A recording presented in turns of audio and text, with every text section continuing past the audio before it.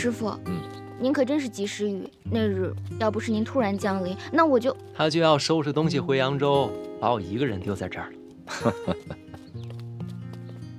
师傅，请受我一拜。哎，不必多礼。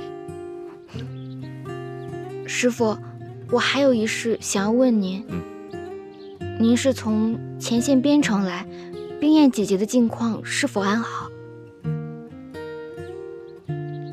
冰燕她托我把这水晶燕送给你，却把原部区聘你的碧玉剑留了下来。她错嫁到荆州之后的近况嘛，便不言自明。如此甚好。歪打正着，各有其主，这就叫鱼配鱼，虾配虾。怎么不接着说了？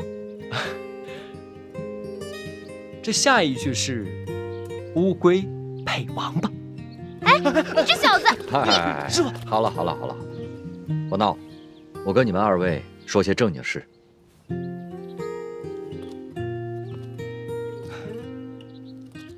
好在是京城连战皆捷，再打好这最后一仗，便可以得胜回朝。只是现在前线药材奇缺，我这次赶回来就是来采购药材的。过几日我就要赶回京城去。前线的条件十分艰苦，不但这药材紧缺，而且居住的环境也十分恶劣。冰燕，一个扬州闺秀，女扮男装挨到今日，不但可以救死扶伤，而且还可以献计立功，实在是令人钦佩啊！真想见见他。师傅，您只需好好休息即可，这药材之事交给我办就好了。购药之事尤为重要，一定要小心行事啊！既是军情大事，定要小心谨慎。师傅，不如您把这清单给我，我这儿倒是有一家妥帖的药铺，老板人也好，药材也齐全，咱们可以去他家采买。好，我这就把清单给你。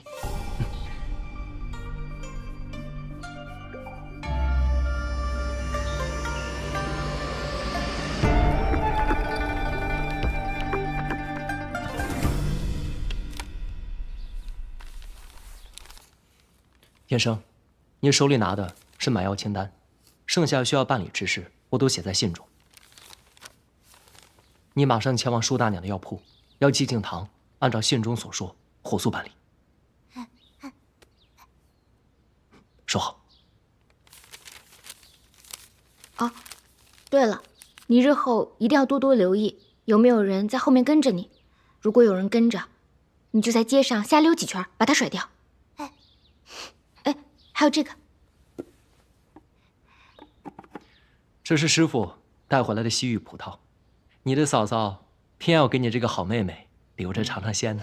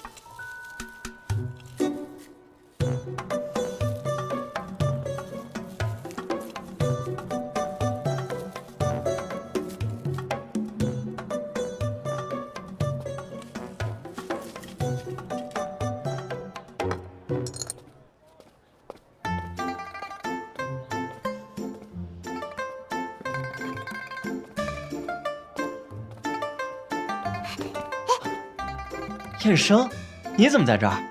快来帮我！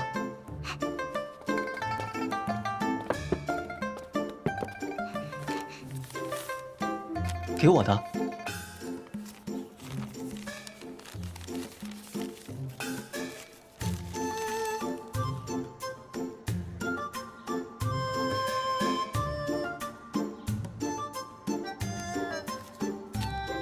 敬堂兄会见，无师归来，其身为戍边郎中，需为战事伤员筹买药材，此事事关重大。好，我马上去办。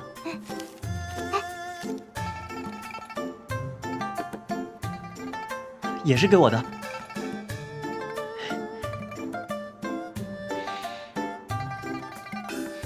真香。开始吧。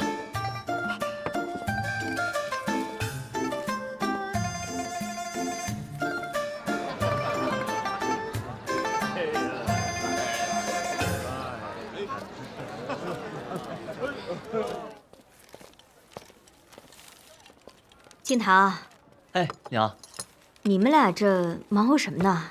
齐三公子让燕生送过来一封信，说是让咱们替他速备一批药材。要这么多啊？您看，这批药材是要送到边城给杀敌将士们用的。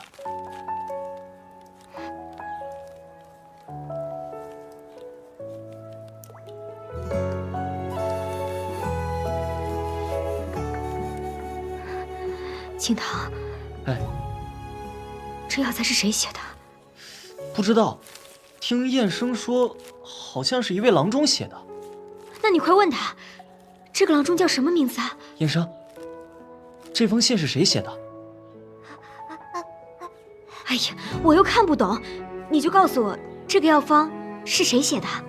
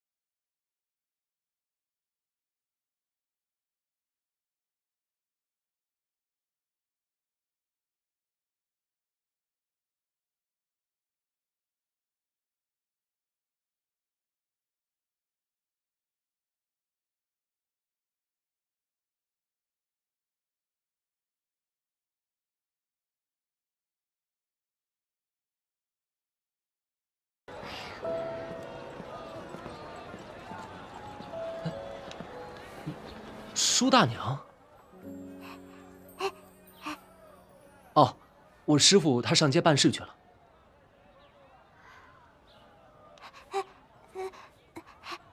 舒大娘是找我师父有什么事吗？我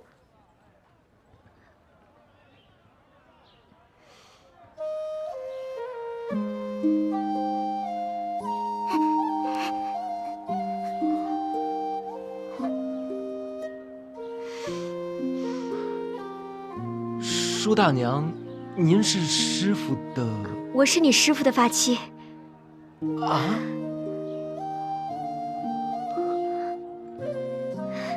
三少爷，我问你，你师父的大名是不是叫刘若谦？是。河南洛阳人。是。今年41，属猴的，对不对？是。哎呀，那没错，就是他。我们俩打小就认识，我父亲是开药店的，收了个孤儿徒弟，就是你师父。我们俩从小一直玩到大。哎，我知道这个叫青梅配竹马。我也不怕你们三位笑话，这也算是天生有缘。我8岁就看上他， 18岁就同他圆房，都到了这个年纪了，我还得踏破铁鞋东跑西颠，满世界去找他。哎，你们说，他算不算是个冤家？是，这师傅也不往家里去封信。他原来出去也是有出有归有信，这不他一出去2年，我等得心焦。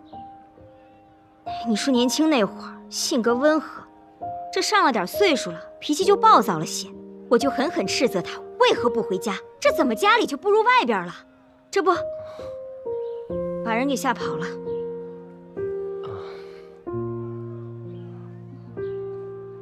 这有的时候啊，越亲的人说出的话才更伤人。您到底说了什么话把师傅吓跑了？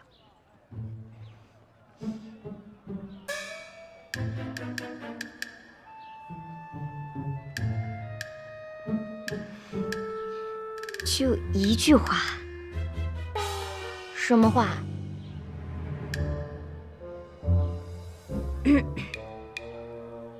你有种，就别踏进我舒家大门！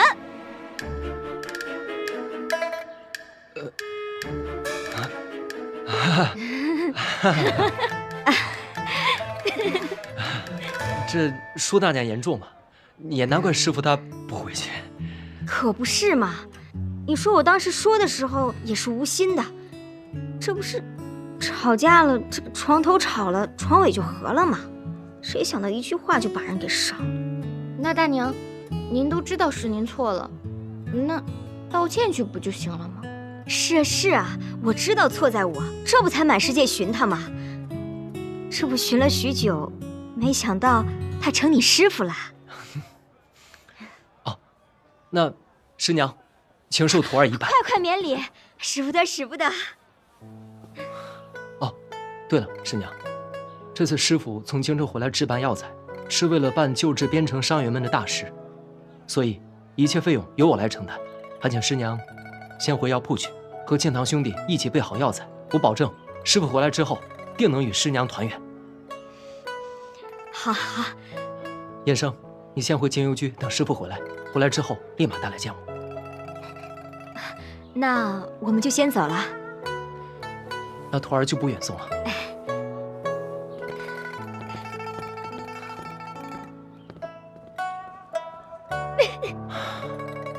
哎，这舒大娘还真是个泼辣直爽的性格呀。李小姐，你日后不会成个李大娘吧？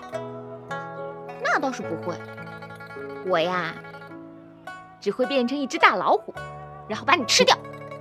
哦，那我这齐三少爷还真是可怜啊，要被个虎儿叼走了。那你就来吧。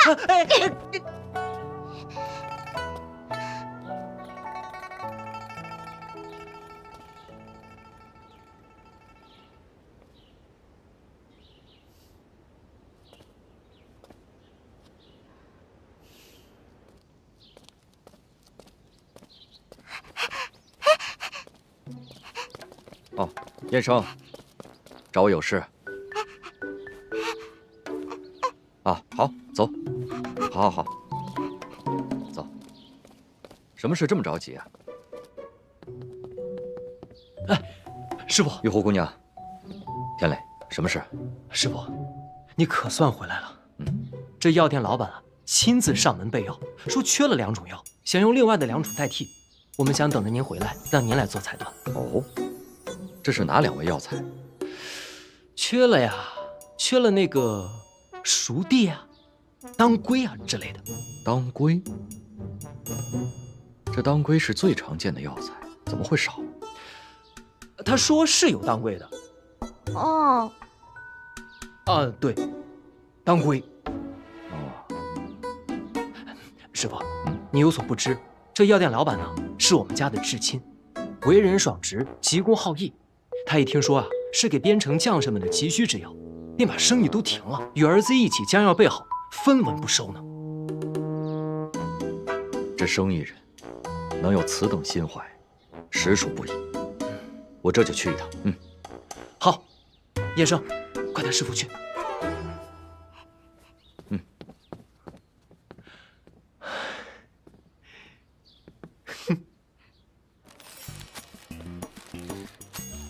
静堂啊，哎，娘，他们怎么还不来啊？哎，娘，你就放心吧，准备了这么多药呢，干爹肯定会来的啊。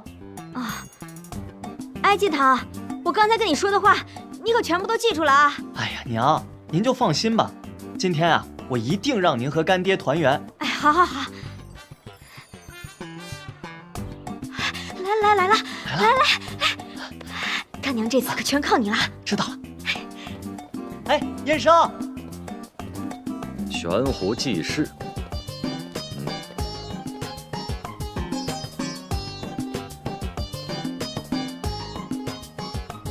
您就是来自边城的刘先生。啊，在下刘若谦。我叫季敬堂，是这家店的伙计。哦。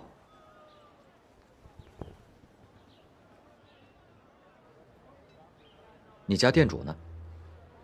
啊，店主方才一直在这等候您，但实在不巧，他因为一点急事被请了出去。您稍等片刻，他马上回来。好。你先忙。我先忙。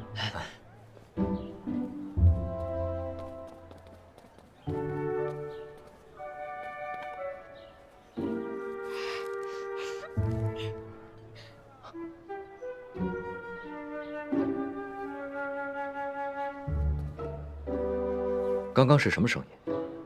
你们家不会有老鼠吧？你才是老鼠。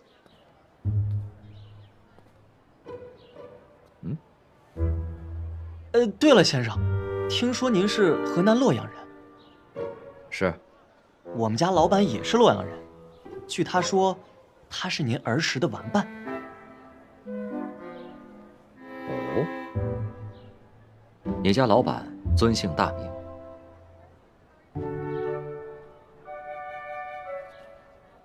他姓佘，叫佘宇。姓佘啊，还真是记不起来了呢。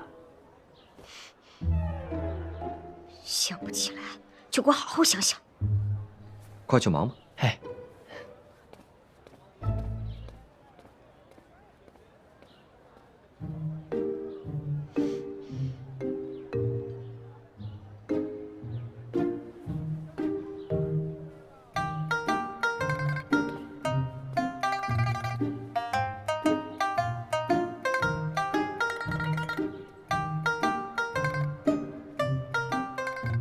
你练字几年了？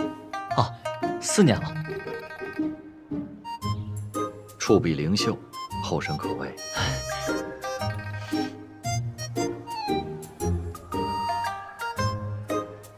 你家老板怎么还没回来？是不是有什么事情耽搁了？哎，确实。哎，不瞒您说呀，昨天还起冲突了。什么冲突？昨夜老板跟老板娘吵架，本来也不是什么大事，但是你一句我一句，两个人互相都上了火头。我们老板娘呢也是个倔脾气，老板呢又说了一些火上添油的话，这下糟了。于是呢，老板娘就摔门而出，老板呢也就急了，但是他怕耽误您的大事，所以说咬着牙帮你准备了这批货，于是才匆匆的去找老板娘的。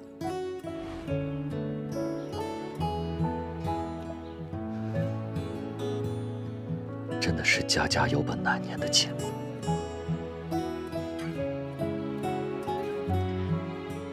不回来就不回来呗，何必去找呢？你还小，你懂什么？虽然说夫妻之间没有隔夜的仇，但是又说了过头的话。他不去找，另外一个又怎么下台阶呢？没良心的！我给你台阶，你下吗？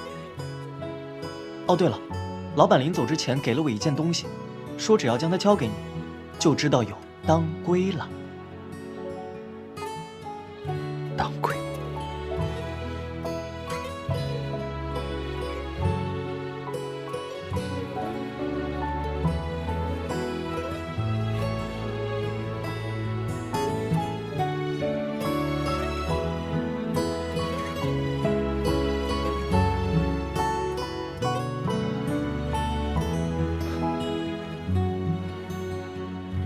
你家老板到底是谁？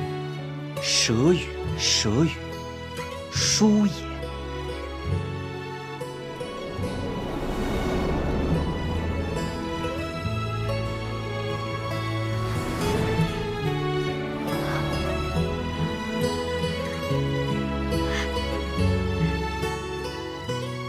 若谦，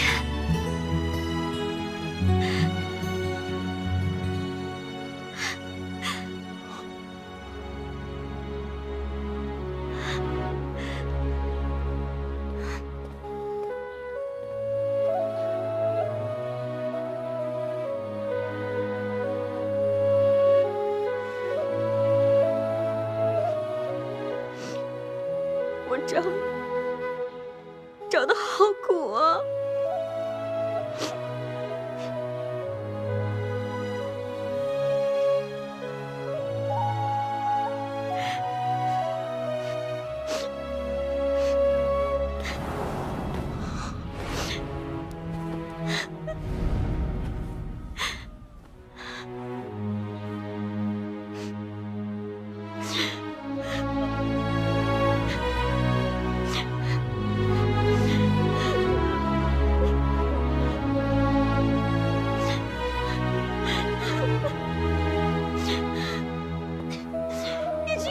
你这段时间去哪儿了？去哪儿了？去哪儿了呀你？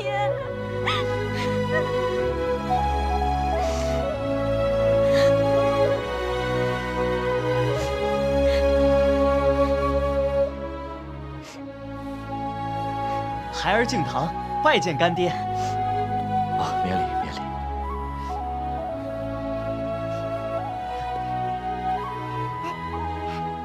干爹，你看这葡萄是你从边城带回来的，几经周转，还是送到了娘手里。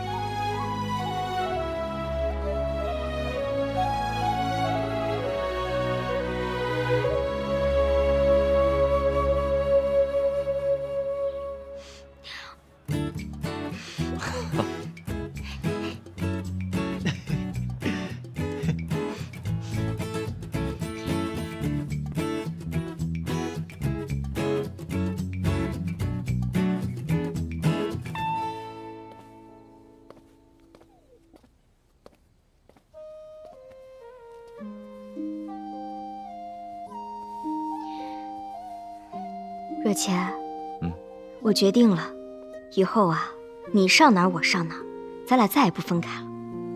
秀云，你放心，后天我把药材送到边城，很快就回来了。后天？你一天都不能多待？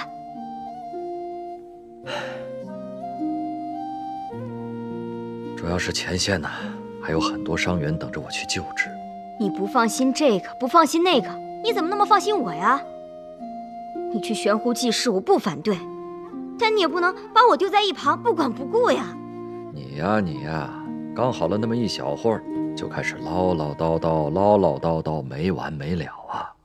我唠叨，还不是因为挂念你吗？我知道你是在乎我。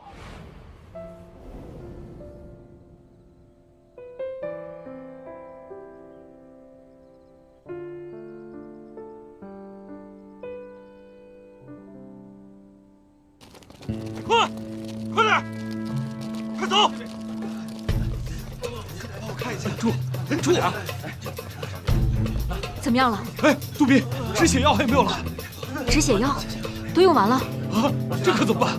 不马上止血的话，这位将士的命可就难保了。我想到了，我师父之前指着山上的黄杨草跟我说，此草虽有一定毒性，但是关键时刻可以救人性命。此时此刻的黄草就是救命的良药啊！我马上士兵去采。不用了，我认得，我去吧。好，哎，你小心点儿，快压住！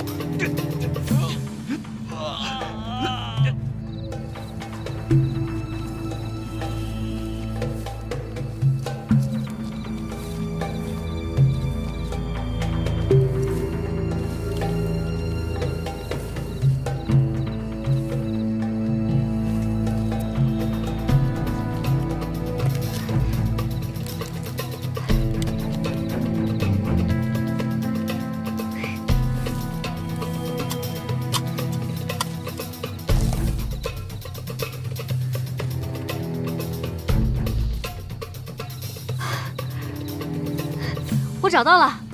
啊，找到了！好，好，终于找到了。这附近一定还有，我们分头去找。好，好。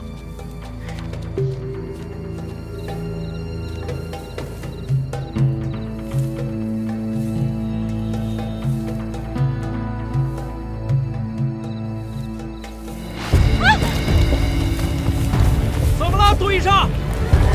杜医生，杜医生！兄弟，忍住，有了这个就有救了，就有救了。多亏了杜医师，连夜上山采的呀。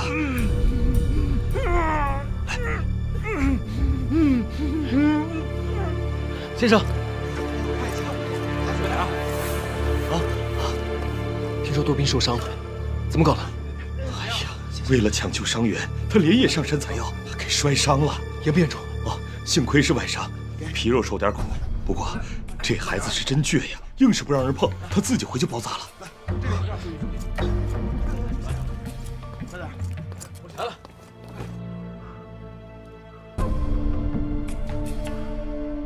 杜宾。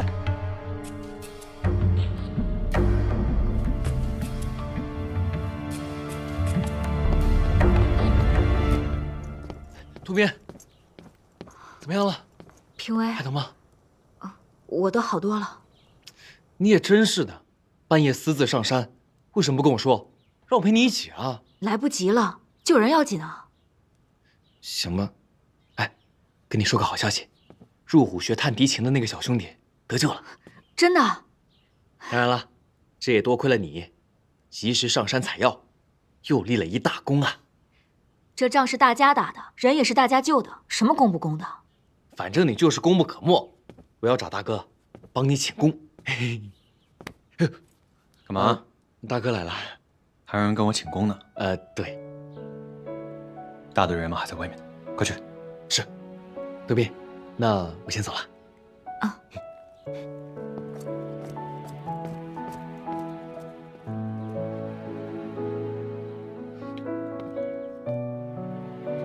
来，先坐下。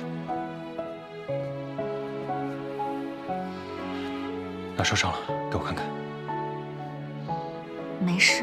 给我看看。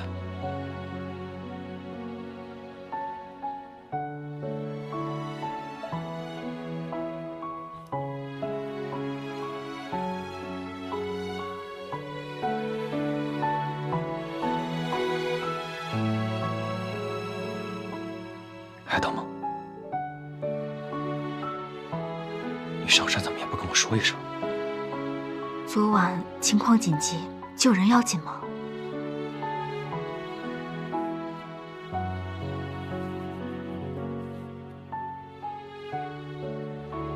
叫你受苦了，但真没想到，你居然还是扬州的富家小姐。其实，离开扬州，换个环境也挺好的。自从我来了军营，我才知道，这个世界有这么大，我能做的事情有这么多。现在，我都没有刚来的时候那么想家了。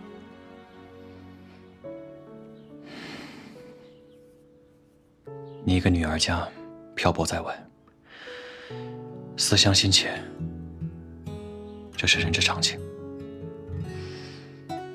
冰妍，我想先送你回将军府。不，那我会被闷死的。那我先派人把你送回扬州。也不要，这边城胜利在望，我要和你一同凯旋南下。但你一个女儿家在军营里，女扮男装太不方便了。这倒是，我在军营中确实是有诸多不便。这样，明年我把军营里的告示牌给撤了。万万不可！你皇命在身，重任在肩，就不必为我多操心了。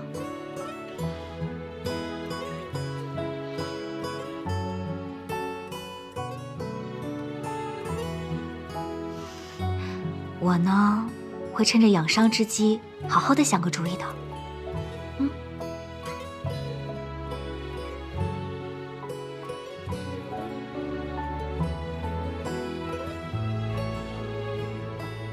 好吧，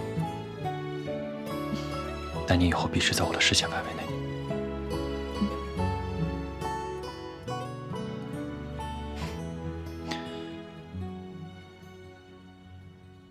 兄弟们，我们入驻边城，与敌交战，屡战屡胜。一靠兄弟们勇猛善战，二靠本军纪律严明。军纪第6条规定，女子不得擅入军营。可是最近，竟有大胆女子混入军营。女子！大哥，咱这没什么女子。这个女子不是别人，正是本将从扬州娶到荆州的新夫人。带上来。杜宾，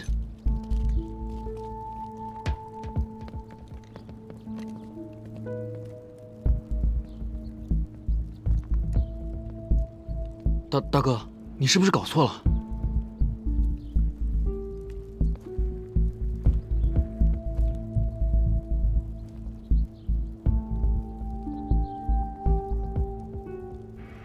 别怕。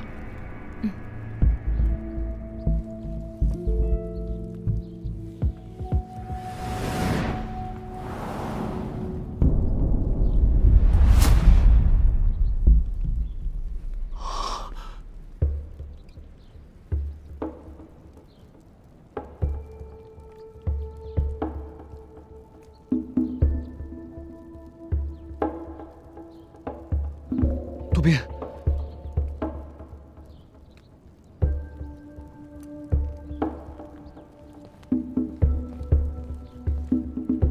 按照军规，女子私入军营，斩！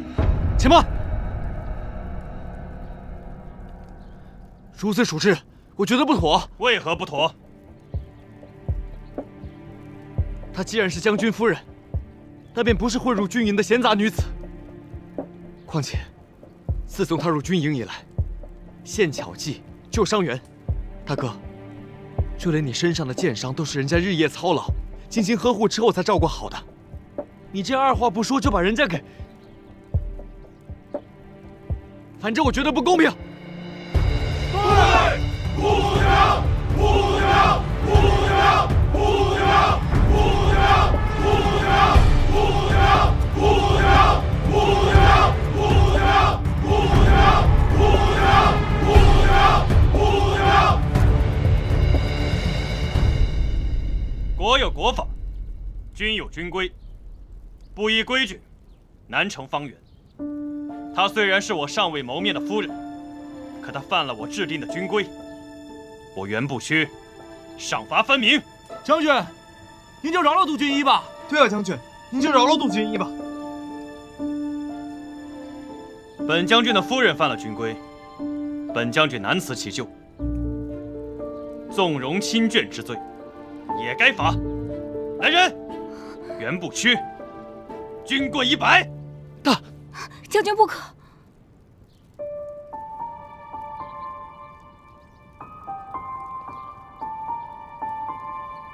你是我的夫人，我们本就是一体，我怎么能让你独自承受？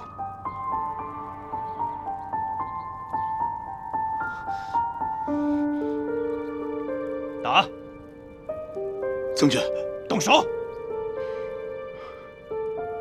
得罪了，将军。春风绵绵，拂一叶扁舟轻轻，雨打芭蕉不及耳边的叮咛。一座城，一身情，一曲相思锁一心。梦里桃花片片散落半月明，夜雨伴随扬州行，一人撑伞两肩并，花瓣飘零，是你满天深情。夜雨无声人有情，不负真心不负语，不负人间一步后情。将军，老朽乃义军之军师，最是遵守军纪。且听老朽一言：当年三国曹丞相有马踏青苗必须斩首之禁令，可偏偏又是丞相的马匹践踏了青苗。为了严守军纪，丞相要自刎谢罪。如果不执法，丞相又不允。后来，众军师请命，要丞相割发代首，以示谢罪。对，割发代首。不知者无罪。将军的牵连之责已然执行，此事就罢了。将军无罪！将军无罪！将军无罪！将军无罪！将军无罪！将军无罪！将军无罪！将军无罪！将军无罪！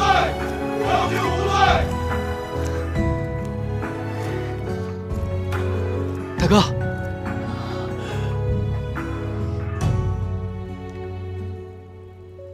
好，今日我就效仿三国曹孟德。